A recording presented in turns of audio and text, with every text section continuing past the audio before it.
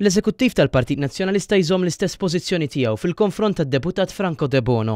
Dan ħareġ minn laqgħa li saret nhar it-tnejn filgħaxija fejn fost oħrajn il-Kumitat Eżekuttiv iddiskuta l-kandidatura ta' Franco De Bono għall-elezzjoni ġenerali li jmiss.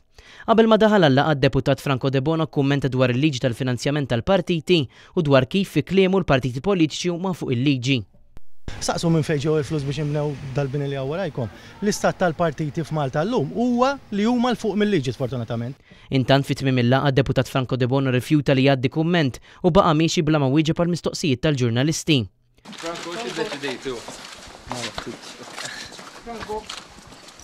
Min-naħa tiegħu il-Prim Ministru Laurence Gonzi spjega li l-kandidatura ta' Franco De Bono kienet fuq l-aġenda tal-laqgħa tal-Kumitat Eżekuttiv.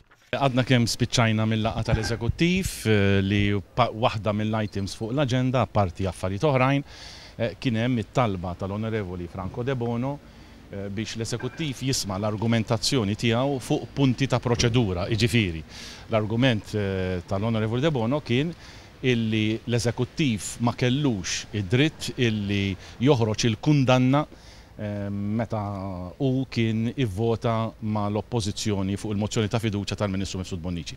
Il-Prim Ministru sostna wkoll li fil-waqt li l-Kumitat sema l-pożizzjoni ta' Franco De Bono, il-pożizzjoni tal-Partit Nazzjonalista fil-konfront ta' dan id-deputat baqgħet l-istess. Smajna l-argumentazzjoni kollha min-naħa ta' l-Onorevoli De Bono, smajna l-argumenti wkoll ta' anki kelliema oħrajn.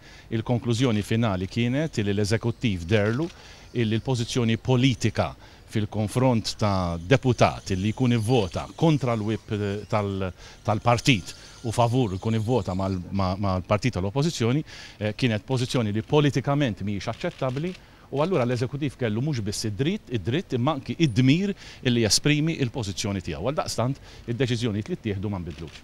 L-aġenda ta' din il-laqgħa tal-Kumitat Eżekuttiv kienet tinkludi wkoll diskussjoni dwar l-avvenimenti politiċi li bħalissa iseħħu f'pajjiżna kif ukoll il-festi tal-indipendenza għal din is-sena.